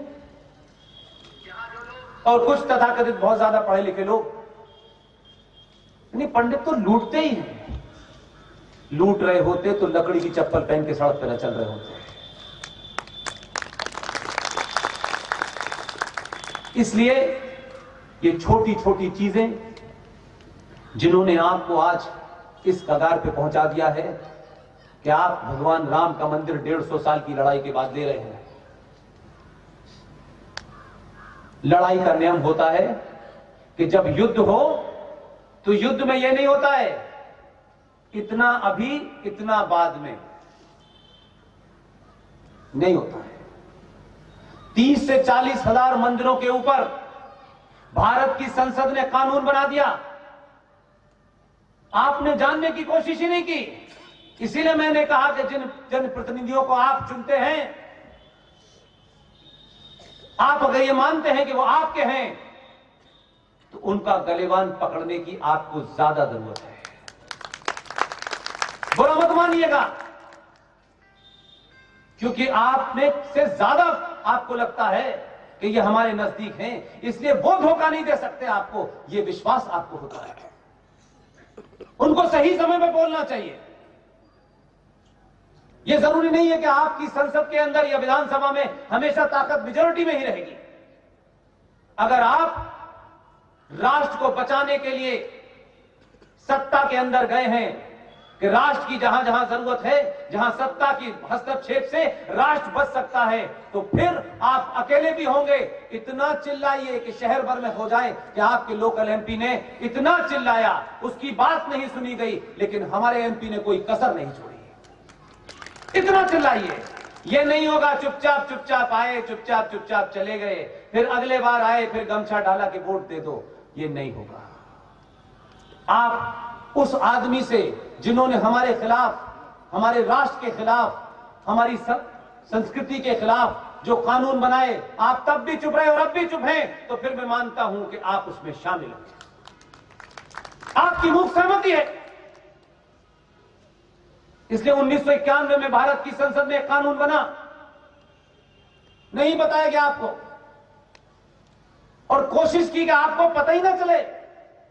और जो आपका शत्रु था, दुश्मन था, वो कभी चाहता नहीं था कि बताना, इसलिए कभी उसने नारे नहीं लगाए जैसे आप अक्सर लगाते हैं भारत माता की जय। वो जानते हैं कि जब तक इनको नहीं पता चल रहा वही अच्छा है। मेरा काम इतना ही है कि मैं उन बातों को तथ्यों के साथ, तर्कों के साथ, डेट के साथ, कब हुआ, कैसे हुआ, आपके सामने रख दूं। चुनाव के दरमियान काम आएंगी ये चीजें। 1991 में दिल्ली के अंदर पीवी नरसिम्हा राव की सरकार थी। देश में राम मंदिर का आंदोलन बड़े पीक पर था। कुछ लोगों को राम मंदिर चाहिए था, कुछ लोगों को नहीं चाहिए था। लोग ये समझ गए थे कि राम मंदिर तो छोड़ना पड़ेगा, लेकिन वो कितने समझदार थे और हम कितने बौने थे पार्लियामेंट के अंदर। उन्होंने कहा अच्छा ठीक है, राम मंदिर को नहीं इसमें शामिल करते हैं, लेकिन देश भर में 30 से 40 हजार मंदिरों के ऊपर उन्होंने कानून बना दिया। इसे कहते हैं जो हजारों साल का टारगेट आगे रखते हैं, वो ऐसे काम करते हैं जिनको तत्कालिक फायदा चाहिए, चाहे वो राजनीतिक हो, चाहे वो आर्थिक हो, चाहे वो सामाजिक हो, वो ऐसी चीजों पे समझौता कर लेते हैं। प्लेसेस ऑफ वर्शिप एक्ट 1991 पे कानून बन गया, अयोध्या को उसमें से निकाल दिया और देश भर के जितने 40 से 50 हजार मंदिर तोड़े थे उनके ऊपर एक कानून बन गया, संसद ने बनाया। कभी समाज में उसके ऊपर चर्चा नहीं हुई, किसी कथाकार ने आपको यह कहानी नहीं सुनाई, क्योंकि कथाकार को आपको मूर्ख बनाना था। भगवान राम की कहानी सुनाओ, सीता की कहानी सुनाओ, भोले भाले लोगों को भावुक करो और 4 करोड़ रुपए लेके निकल जाओ। ये जिम्मेदारी किसकी थी? जो जनप्रति थे, अगर वो उसको रोक नहीं पाए, ये मैं मानता हूं कि बहुमत में नहीं थे, नहीं रोक पाए, आपने चौराहे चौराहे इसके बारे में लोगों को बता दिया होता तो आज वो स्थिति नहीं होती। प्लेसेस ऑफ वर्शिप एक्ट 1991 संसद में जब पास हुआ तो उसमें यह कानून बना दिया गया, देश भर के जितने भी मंदिर हैं उनके ऊपर 15 अगस्त 1947 को जो उनकी स्थिति थी वो स्थिति यथावत रहेगी और देश में कहीं पर भी कोई भी आदमी कोर्ट में उसके खिलाफ नहीं जा सकता। ये भारत की पार्लियामेंट को किसने इजाजत दी? मेरे पूर्वजों के मंदिर, उनकी जमीन जायदाद के ऊपर किसी लुटेरे ने कब्जा कर लिया। भारत की पार्लियामेंट ने कहा कि अब ये कब्जा बरकरार रहेगा और आप इसको अपना कानूनी तौर पर मान सकते हैं, न कोर्ट जा सकते हैं, न संविधान इसमें आपकी मदद कर सकता और न संसद आपकी मदद कर सकती है। 1991 से जरा दिन गिनिए, आज 30 साल हो गए। ये बात आपने कभी सुनी थी? अगर नहीं सुनी थी तो इससे निकलने का रास्ता किसी ने आपको बताया था? मैं आपको इसलिए रास्ता बताने आया। ये लम्हा, ये क्षण, चुनाव तो बहुत होंगे, हम नहीं रहेंगे तब भी चुनाव होंगे, चुनाव का सिलसिला चलता रहेगा, लेकिन ये जो चुनाव है, अगर इस वक्त सामूहिक तौर पे कौन बनिया है, कौन ठाकुर है, कौन यादव है, ये सब छोड़ दें, ये तय कर लें कि जो जनप्रतिनिधि आपके पास आया है, अभी चुनाव की घोषणा नहीं हुई है, 15 दिसंबर से विधानसभा का सत्र चल रहा है। अगर सरकार के सलाहकारों को भी इस बात की तमीज नहीं है कि कौन सी सलाह देनी है या नहीं देनी है, तो मैं फ्री में सलाह देने आया हूं आपको। इसको पूरी ताकत से उठाइए, 2 महीने बाद उठाएंगे तो इसका अर्थ खत्म हो जाएगा। भारत के संविधान में एक रास्ता दिया गया है, लीगल रास्ता है कि अगर केंद्र सरकार कोई कानून, ऐसा कानून जो पूरे देश पर लागू होता हो, तो उसके लिए एक रास्ता है। और खासतौर से ये जो प्लेसेस ऑफ वर्शिप एक्ट है, इसके लिए एक बहुत खूबसूरत रास्ता है आपके पास। बड़े जानकार लीगल भी हो सकते हैं, यहां बैठे हो, बड़े वकील भी बैठे हो। संविधान की धारा 254 ब्रैकेट में 2, फिर दोबारा से सुनिए, संविधान में एक धारा है 254 ब्रैकेट में 2। ये धारा इस बात की इजाजत देती है आपको कि अगर कोई कानून ऐसा जो केंद्र सरकार ने पास कर दिया हो, जो 1991 में पास हुआ है, उस धारा से निकलने के लिए वो ये कहता है कि आपके प्रदेश में जो सरकार है, अगर वो सरकार इस कानून से बाहर निकलना चाहती है, तो वो सरकार अपनी विधानसभा में प्रस्ताव पारित करे। प्लेसेस ऑफ वर्शिप एक्ट 1991 हम अपने प्रदेश में लागू नहीं करना चाहते हैं, इससे हमारे प्रदेश को अलग कर दिया जाए। जिस दिन भी वो प्रस्ताव पारित होगा, प्रस्ताव पारित करने के बाद वो दिल्ली जाएगा, और दिल्ली में राष्ट्रपति जैसे ही साइन करेगा, उत्तर प्रदेश में करीब 15,000 के आसपास ऐसे मंदिर हैं, वो कानून उत्तर प्रदेश को आजाद कर देगा। चुनाव में जीतने के बहुत सारे गणित हैं। 2 रुपए किलो चावल, बिजली का बिल, ये करके देख लिया। सत्र चल रहा है, मुझे नहीं पता परसों क्या होगा, 6 महीने बाद क्या होगा, मैं नहीं जानता। मैं ये मानता हूं कि आज अभी पूरी ताकत से उत्तर प्रदेश के तमाम सारे लोग अपनी ही बहुमत से चुनी सरकार पर यह दबाव बनाएं। हमें तुमसे कोई फ्री आटा चावल नहीं चाहिए। ये बिजली फ्री होती रहेगी, कोई दिक्कत नहीं है। बहुत सालों से बिजली के ज्यादा कीमत दी है, बगैर बिजली के बिल आए हुए भी हमसे बिजली का बिल ले लिया गया है। एक बार हमें बिजली नहीं चाहिए, एक बार हमें पेट्रोल के दाम की कीमत नहीं पूछनी है, प्याज कितना है नहीं पूछनी है, आलू के भाव कितने नहीं पूछने। ये प्रस्ताव पारित करो, दिल्ली में राष्ट्रपति भी आपकी पार्टी का आदमी बैठा हुआ है, आप साइन कराएं और कहें कि आप हमसे 400 का बहुमत ले लें, लेकिन इस पर साइन करें। तब तो ईमानदारी है, तब तो लगता है कि इस देश के लोग वाकई मंदिर को जान चाहते हैं। इस मंदिर के बारे में जो लड़ाई है वो एक की नहीं है, कम से 1000 मंदिर हैं। यह केंद्र का बना हुआ कानून आपके ऊपर से हट जाएगा और तत्काल आपके पास इस बात की ताकत होगी कि जिस मंदिर को चाहें आप बना सकते हैं। और यहां जो लोग बैठे हैं वो बार बार कहते हैं जय श्री राम। जय श्री राम का नारा कुछ समय के लिए बंद कर दीजिए। जय श्री राम का नारा आपने लगाया, आपके नारे की ताकत है कि भारत का चुना हुआ प्रधानमंत्री, संवैधानिक पद पर बैठने वाला प्रधानमंत्री, इस तथाकथित सेकुलर देश का प्रधानमंत्री, आपके नारे की ताकत के कारण ही राम मंदिर की नींव रखता है और भगवान राम के सामने दंडवत लेटता है। क्या आपकी ताकत है? आपको भगवान राम का नारा नहीं लगाना है, क्योंकि नारों का और आवाज का हमारे शास्त्रों में कहा गया है कि जब कोई आप मंत्रों का उच्चारण करते हैं तो वो मंत्रों की ध्वनि ब्रह्मांड में फैल जाती है, आवाज टकराती है। ये साइंटिफिक प्रूफ है। अब सिर्फ जब तक हर हर महादेव का नारा लगाइए, जब तक काशी के सामने, नंदी के सामने जो कचरा रखा है, जब तक वो न हट जाए, तब तक हर हर महादेव का नारा लगाइए। ये आवाज घर घर जानी चाहिए। ये किसी मंदिर, ये किसी बिल्डिंग का मामला नहीं है। मंदिर हमारी संस्कृति का हिस्सा है, हमारी पहचान का हिस्सा है। मंदिर हमारी सिविलाइजेशन का हिस्सा है। इसलिए मंदिर और मस्जिद बराबर हैं, ये दूसरा बड़ा पाखंड है। मंदिर में हम किसी भी मूर्ति की स्थापना विधि विधान से करते हैं, मंत्रों से करते हैं, बाकायदा उसकी एक पूजा होती है, तब वो मंदिर कहलाता है। मस्जिद के बारे में इस्लाम में फरमाया गया है कि मस्जिद कोई पवित्र स्थल नहीं है, नमाज कहीं भी पढ़ी जा सकती है। सुप्रीम कोर्ट का भी फैसला है।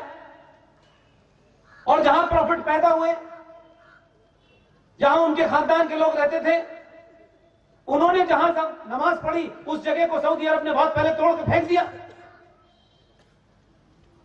लिहाजा मंदिर को मस्जिद के बराबर कहने वाले लोग भी वैसे ही हैं जैसे सारे धर्म की बात करते हैं। इसलिए न मस्जिद इस्लाम का हिस्सा है और न ही ये कब्र इस्लाम का हिस्सा है। इस्लाम के हिसाब से जो साहब फौत हो गए हैं, जिनकी मृत्यु हो गई है, उनको जमीन में दफना दीजिए। उस जमीन के ऊपर ईंट लगा करके उसको मजार बनाना इस्लामिक पॉइंट ऑफ व्यू से हराम है। आपने तो ऐसी सरकारें चुनी कि जो भगवान कृष्ण के वंशज थे, जिनका दावा है भगवान कृष्ण हमारे हैं, लेकिन वो दावा नहीं कर रहे कि वोट होने चाहिए अली के, इसलिए वो भगवान वंशज जो हैं उस पर दावा करने से भी चूकते हैं। इसलिए एक बार मुझे पता चला, जब मैं पहली बार गया आजमगढ़ जाने से पहले मुझे ये किसी ने खबर दी कि आजमगढ़ में ये घोषणा हुई थी उस वक्त जब ये सरकार नहीं थी। वहां ये घोषणा की गई कि एक सरकार है, उन्होंने कहा कि जितने भी कब्रिस्तान हैं इनकी बाउंड्री वॉल बननी चाहिए। इसके लिए उस वक्त की सरकार 400 करोड़ रुपया दिया। अब किसी कब्रिस्तान की बाउंड्री वॉल के लिए 400 करोड़ रुपया दिया गया। मैं आजमगढ़ पहुंचा, मुझे लगा यहां काफी सारे यहां से लोग पाकिस्तान गए हैं, कुछ बॉम्बे में भी डॉन बने हैं इसी जगह के। मैंने बहुत सिंपल सी बात कही कि ये जो मेरा पैसा टैक्स का है, इसे कब्रिस्तान की बाउंड्री बनाने में क्यों खर्च कर रहे हो? क्योंकि जो कब्रिस्तान में सोया हुआ है वो सड़क पे आ नहीं सकता और सड़क वाला उधर जाना नहीं चाहता, तो ये बाउंड्री बनाने की आवश्यकता क्या है? लेकिन ये लूट कर रही, किसी ना किसी बहाने दो। इसलिए मेरा सिर्फ आपसे यही कहना है कि आप सरकारों और सत्ता और देश की चिंता छोड़ दीजिए। बड़े सालों बाद आपने देश की जिम्मेदारी जिसे दी है, वो हजारों संकटों के बीच में से भी केदारनाथ भी जा रहा है, 370 भी हटा रहा है, राम मंदिर की नींव भी रख रहा है। नहीं तो इस देश में प्रधानमंत्रियों को मैंने देखा है, एक प्रधानमंत्री पुर्तगाल में गए, छोटा सा देश है, वहां कुछ गुजरातियों ने मंदिर बनाया, उस मंदिर में उन गुजरातियों ने कहा कि आप यहां आए हुए हैं, इसका जरा सा इनॉग्रेशन कर दीजिए। उन्होंने कहा नहीं नहीं नहीं, मैं सेकुलर देश का प्रधानमंत्री हूं, ये नहीं करूंगा। इसलिए आपके आसपास का इलाका है फर्रुखाबाद, वहां के एक परिवार के नेता ने अभी किताब लिखी है कुछ दिन पहले। जो लोग बेरोजगार हो जाते हैं सत्ता से, फिर वो किताबें लिखने लगते हैं। उन्होंने एक किताब लिखी मेरे यहां आने से पहले, बड़ा उसमें विवाद हो गया है, और विवादों का जवाब देने से लोग सीधी भाषा में थोड़ा कतराते हैं, थोड़ा अवॉइड करते हैं। उनको लगता है नहीं, कुछ कुछ इस पे मुलम्मा चढ़ाओ इधर उधर। मैं मुलम्मा चढ़ा के बात ही नहीं करता था। उन्होंने कहा कि ये जो हिंदू धर्म है और हिंदुत्व है, ये अलग अलग है, और उसकी तुलना बोको हराम से की, जिन हरामियों ने बनाया था। उसका नाम बोको हराम इसीलिए रखा ना, और वो कहीं है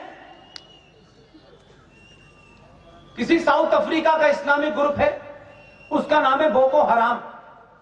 तो बनाने वाले कौन हुए, इसमें मैंने क्या बुरी बात कहती? उन्होंने कहा ये हिंदुत्व जो है बोको हराम है, आईएस है, वो हमें हिंदुत्व की भाषा बता रहे। बहुत सारा इस पे विवाद हो गया, अलग अलग जोकर आ गए। हमारे यहां से मैं राजनीतिक लोगों से कतई उम्मीद नहीं करता, ना मैं कहता कि आप इस पे कूदे, क्योंकि आप जब बोलेंगे तो आपके सामने वोट का नफे नुकसान का झगड़ा है। आप अपने घर में रहें और वोट की चिंता करें, मुझे उनसे कोई लेना देना नहीं। लेकिन ये 90 करोड़ में से 70 करोड़ सनातनी हिंदू तो बोल सकता है। मुझे किसने रोका है? इस मंच पे जो लोग बैठे हैं, किसने रोका है? हमने कोई शपथ नहीं ली है, न जीवन में इस बात का कोई हमें वो है कि हमें कभी शपथ लेनी है, लेनी ही नहीं है। क्योंकि शपथ ना लेने से बोल सकते हैं, शपथ लेने के बाद मुंह बंद हो जाता है। छोटी सी बात उनकी समझ में नहीं आ रही, हिंदू धर्म क्या है और हिंदुत्व क्या है, हम समझा नहीं पा रहे। इतना ही तो कहना था कि भारत का एक प्रधानमंत्री की कुर्सी पर बैठता है, जब वो निर्णय लेता है एक प्रधानमंत्री के रूप में, तो उसका इस पूरे देश में 135 करोड़ के प्रति क्या दायित्व है, सिर्फ वो सोचता है। लेकिन जब वो कुर्सी से उतरता है तो भगवान राम के मंदिर की नींव रखता है। केदारनाथ में जाकर इतने बड़े मंदिर का निर्माण करता है। रामायण के नाम से एक ट्रेन चलाता है। काशी का जीर्णोद्धार करता है। जब तक वो ये करता है तब तक ये हिंदू धर्म कहलाता है।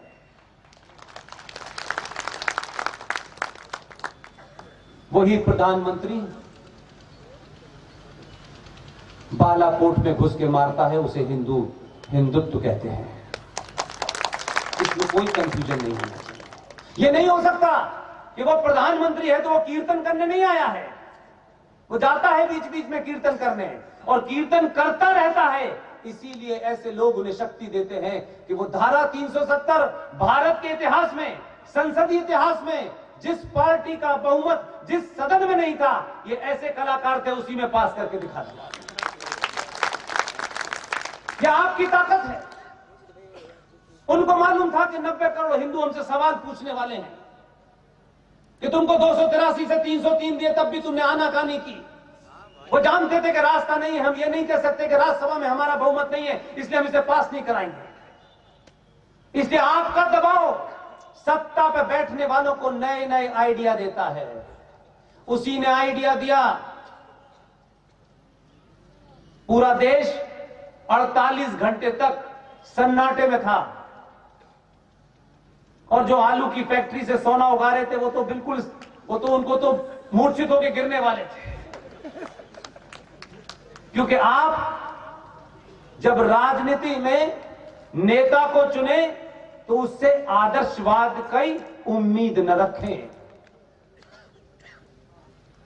सत्ता पे बैठने वाले से इस बात की उम्मीद रखें कि अगर राष्ट्र को बचाना है तो कुछ लोगों को गोली मारनी है तो चौराहे पे मार दो। यह सर्जिकल स्ट्राइक जरूरी नहीं है हर बार बालाकोट में होगी। जो देश की स्थिति है जिसके कारण भारत ने 8 तारीख की सुबह एक बहुत बड़े सेना के अधिकारी, महान अधिकारी को जो उनकी प्लेन दुर्घटना में डेथ हुई है, उन्होंने कहा था, वो राजनीतिक आदमी नहीं थे, लेकिन सेना भी भारत राष्ट्र के प्रति उत्तरदायी था। सिर्फ बॉर्डर की जिम्मेदारी नहीं है। यह सेना बाढ़ आती है तब भी आती है, भूकंप आता है तब भी आती है, और जब सिविल एडमिनिस्ट्रेशन नाकाम हो जाता है तब भी सेना आती है। उसी सेना के उस शीर्ष के अधिकारी ने यह कहा कि भारत 2.5 युद्ध में ग्रस्त है। ईस्टर्न बॉर्डर पे चाइना है, बांग्लादेश है, वेस्टर्न बॉर्डर पे पाकिस्तान है, और आधा युद्ध भारत के अंदर लड़ा जा रहा है। यह सिर्फ उसी ने कहा। वो शक्तियां समझ गई हैं कि 1914 में कोई प्रधानमंत्री नहीं आया है। उन शक्तियों को सबको लगने लगा है कि सत्ता का परिवर्तन नहीं हुआ है। 1914 के बाद से भारतीय हिंदू समाज में परिवर्तन होने लगा है, इसलिए उनको डर लगता है। इसलिए वो समझते हैं कि ये आचार्य चाणक्य लोग हैं। हमने इनको झूठ बोला कि जो जीता वो सिकंदर। हम यही कहते हैं, जो जीता वो सिकंदर। हमको नहीं बताया कि जिसने सिकंदर को पीटा वो चंद्रगुप्त। ये नहीं बताया हमने। हमारे अंदर गर्व का जिन चीजों से अनुभूति होती हो उन सबको खत्म कर दिया है। बार बार गुलाम थे, इसके गुलाम थे, उसके गुलाम थे, गुलाम थे। अरे भाई, कुछ तो ऐसे भी गुलाम थे जिनका अच्छा खासा नाम था भगवान दास। 2 रुपए किलो चावल और तलवार के जोर पे शलवार पहनने वालों ने, अच्छा खासा नाम था भगवान दास, बोले अब हम तलवार के सामने डर गए हैं, अब हमारा नाम हो गया गुलाम नबी। तो इधर भगवान दास थे, वहां गुलाम नबी हो गए या गुलाम अली हो गए। इतने ही तो बदलाव किया। उनसे पूछो तुम्हारा बाप कौन था 47 से पहले, पता नहीं। बताएंगे ढूंढ के, नाम नहीं बता रहे। आपने एक आदमी को चुन के बोला, बोले इनके सर्टिफिकेट दिखाओ, बोले है नहीं। हमसे वो लोग भगवान राम का सर्टिफिकेट पूछ रहे थे कि डेट ऑफ बर्थ सर्टिफिकेट लाओ। आपने ऐसे लोगों को चुना, उन्होंने कहा राम का सर्टिफिकेट बाद में मांगेंगे, पहले अपना सर्टिफिकेट दो।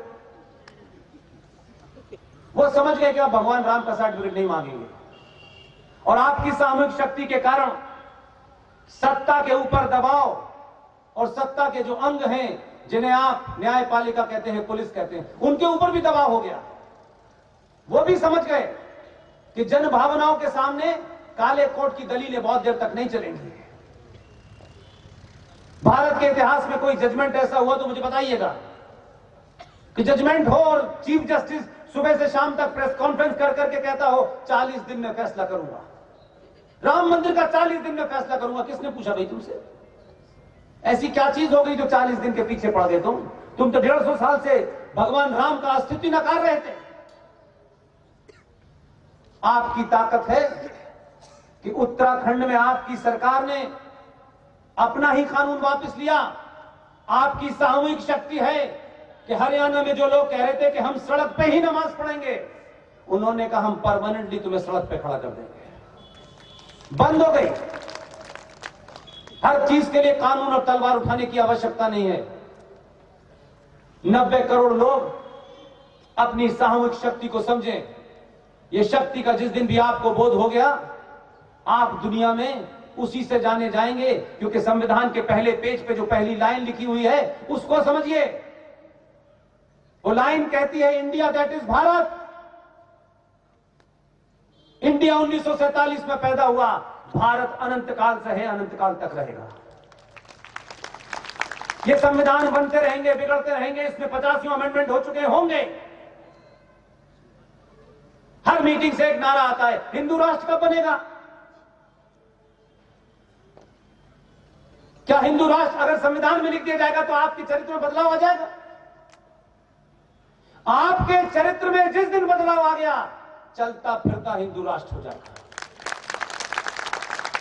संविधान में तो बहुत सारी चीजें लिखी हैं, कानून तो बहुत से बने हुए हैं, उससे फर्क क्या पड़ता है? कानून बने हुए रखे हुए, क्योंकि आप पढ़ते नहीं।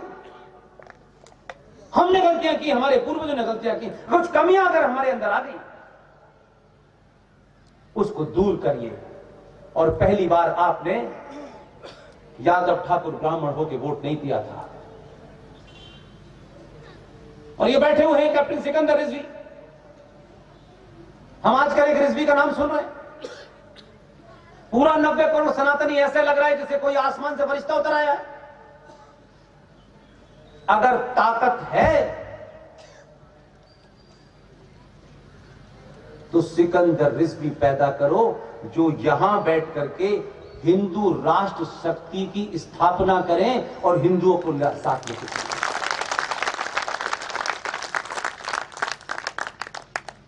ये जो है वही रहे, इतनी ताकत पैदा करो। जितेंद्र सिंह त्यागी मत बनाओ। जो कल डल से बदले थे, हो सकता है 10 साल बाद फिर बदल के चले जाए। ऐसे कमजोर लोगों को हीरो मत बनाइए। ऐसा मत सोचिए कि दुनिया में ऐसा हो गया। जो जहां है वहीं रहने दीजिए। ऐसा कर दीजिए अपनी शक्ति से। ये मुसलमान रहें,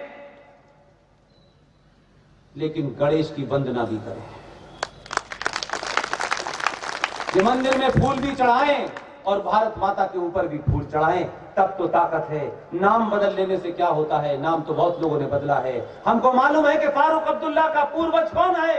उस मोहम्मद इकबाल जिसने पाकिस्तान की थॉट नींव रखी, उसका पूर्वज कौन है? आप नहीं जानते, मैं बताता हूं। फारूक अब्दुल्ला के पूर्वज का नाम राघोराम कौल है। मोहम्मद इकबाल जिसने तराना लिखा, जिसने पाकिस्तान की नींव रखी, उसके पूर्वज सप्रू ब्राह्मण थे। इसलिए नाम बदलने से कुछ नहीं होता है। नाम में बहुत ताकत है। और अगर नाम कहते हैं कि नाम क्या होता है, तो नाम की ताकत बताता हूं आपको। लोग कहते हैं नाम में क्या रखा है। फैजाबाद का नाम बदला, अयोध्या का नाम बदला, तो दिवाली न्यूयॉर्क वाले भी देख रहे हैं। और जो ये चलते फिरते होते हैं ना, बहुत ही अपोलोजिस्टिक लोग, देखिए क्या करना है, अब नाम बदल के क्या करेंगे, अब इतिहास में क्यों जा रहे हैं। जो लोग अपने इतिहास को भूल जाते हैं, इतिहास उन्हें भूल जाता है। नाम बदलने में क्या रखा है? मैं कहता हूं नाम के अंदर ही सब कुछ रखा है। नाम बदलने में और नाम में यह शब्द है कि अगर आप एयरपोर्ट से जाएंगे अमेरिका तो नाम बताने से यह तय होता है कि वो आपकी आरती उतारें या पैंट। नाम में बड़ी ताकत है, इसलिए नाम को कोई कमजोर मत समझिए। बाराबंकी के तमाम सारे लोगों, आप दोपहर के इस समय इतनी बड़ी संख्या में आप आए। मैं इससे पहले कभी बाराबंकी नहीं आया। व्यक्ति को मजबूत करें, दलों संगठनों से ऊपर उठें।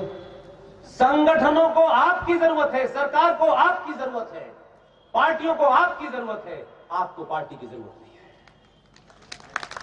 वो आपके घर हर बार आएंगे। आप जरा मुझे बता दीजिए कितने बार अपने एमएलए और एमपी के घर जाते हैं? काम ही नहीं पड़ता आपका। इसलिए इस शक्ति को पहचाने।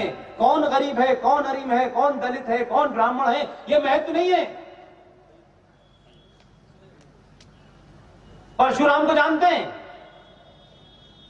यह उन्हीं का वाक्य है कि जन्म से सब दलित हैं, कर्म से ब्राह्मण तय होता है, कर्म से क्षत्रिय तय होता है। भगवान राम भी क्षत्रिय थे।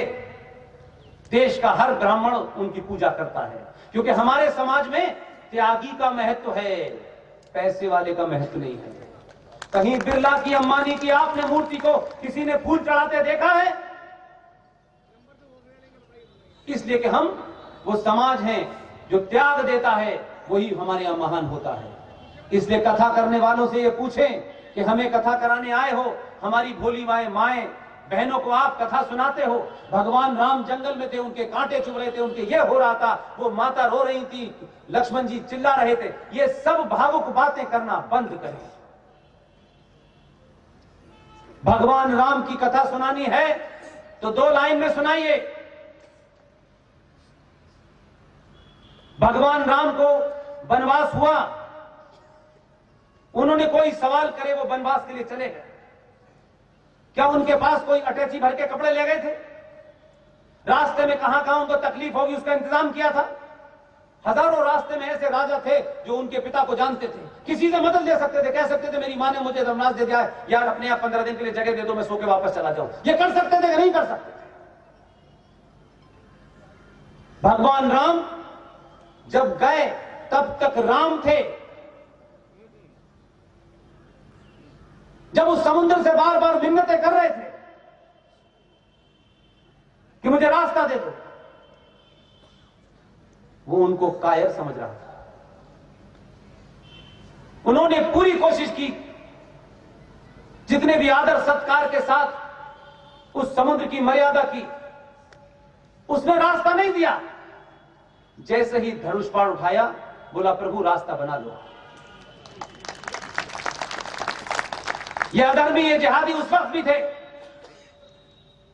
इसलिए भगवान कृष्ण की कथा सुनाने वाले, भगवान की लीलाओं की कथा सुनाने वाले, मीरा का वर्णन करने वाले, राधा का वर्णन करने वाले, वो माखन कैसे खाते थे, कैसे चुराते थे, बस यहीं तक है कथा। वही कृष्ण भगवान जो बांसुरी में दिखाई देते हैं, संकट के समय बांसुरी रखकर सुदर्शन चक्र भी उठा लेते हैं। उन्होंने अर्जुन से कहा, क्या वो नहीं जानते थे? जिस अर्जुन के हाथ पैर कपकपा रहे थे, जो बार बार कह रहा था कि मैं किसके ऊपर तीर चलाऊं, मेरे अपने, तब भी उन्होंने कहा अर्जुन तेरा धर्म है, बाण उठा मार, इनका सत्यानाश कर। ये मत पूछ के ये तेरे अपने हैं, ये अधर्मी हैं, इनको मार। इसलिए अधर्मी का नाश करना ज्यादा जरूरी है। वो अपना भी है तो भी करना है। अपने तेरे के बीच में फर्क इस बात से नहीं होगा कि कौन राम राम करता है और कौन राम राम नहीं करता है। कौन हमारे साथ खड़ा है ये भी महत्वपूर्ण नहीं है, कौन मेरा रिश्तेदार है ये भी महत्वपूर्ण नहीं है, उसकी जाति क्या है ये भी महत्वपूर्ण नहीं है। राष्ट्र को बचाने के लिए आपने 5 साल में क्या किया, यह महत्वपूर्ण है। बाकी आपने क्या किया, हमको उससे कोई लेना देना नहीं। लिहाजा मैं मानता हूं कि आपने ये जो सभा की है, मेरे जाने के बाद अगर आपको 1% भी, मैं सार्वजनिक मंचों से कह चुका हूं, न राजनीति मेरा लक्ष्य है, न कोई पार्टी मेरा लक्ष्य है, न कोई संगठन मेरा लक्ष्य है। मेरी ये ख्वाहिश है कि मैं जितनी खोज करके, जो मेरे बहन भाई बेटे बेटियां मेरे बुजुर्ग हैं, जो पता नहीं किन कारणों से बहके हुए हैं, 70 साल में उन्हें बहका दिया है, वो अपने अंदर की उस छुपी हुई शक्ति का नहीं बोध कर पा रहे हैं। मैं सिर्फ वही बोध करना चाहता हूं और इसके अलावा मेरा कोई लक्ष्य नहीं है। आप सामूहिक तौर पे एक काम जरूर करें। आपके शहर में ये जो पुलिस वाले खड़े हैं, सड़क पे खड़े हैं, आपके आसपास खड़े हैं, इन्होंने वर्दी सरकार की पहनी हुई है, लेकिन इनके अंदर जो शरीर है वो सनातनी है। आप इस पुलिस वाले को समझते हैं कि यह आपके ऊपर गोली चलाएगा, पत्थर चलाएगा। आप उसकी अवस्था में खुद खड़े होकर देखें, तब आपको पता चलेगा कितनी उधेड़-बुन और कितने नियम कानून के बावजूद भी वो अपने पेशेंस को, अपनी सहनशीलता को बनाए रखता है। सरकार उसके लिए क्या करती है क्या नहीं करती मैं नहीं जानता, लेकिन हम बड़े बड़े मिठाई के डिब्बे दिवाली पे, होली पे डीएम साहब के यहां, कमिश्नर के यहां, और जितना बड़ा काम होता है उतनी बड़ा डिब्बा होता है, ये पहुंचाते हैं सिर्फ संबंध बनाने के लिए कि कभी हमारा नंबर 2 का काम की जरूरत होगी तो ये कर देंगे। डीएम साहब नहीं चलाते, एसएसपी साहब नहीं चलाते देश। आपके अंदर वही पुलिस वाला किसी थाने में जो है, जो सिपाही है, जिसकी तनख्वाह भी इतनी नहीं है, जिसको कोई रिश्वत भी उतनी नहीं दे सकता, वही सबसे बड़ी ड्यूटी करता है।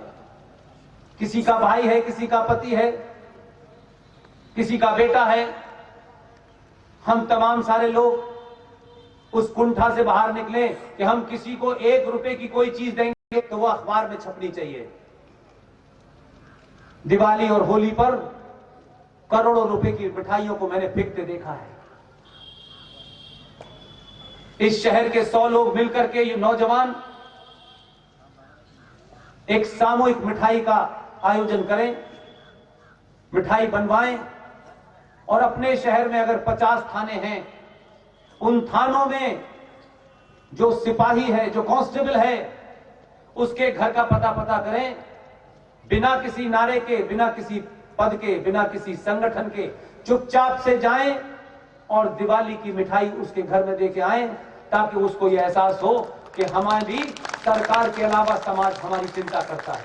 आप उससे रिश्ता बनाएं ताकि जब वो आपको सड़क पे चलते देखे तो वो ये सोचे कि ये आदमी वो है जो मेरे बच्चों की चिंता करता है। तो अगर आपसे कुछ अनहोनी भी हो गई है तब भी वो आपको बचाएगा। बहुत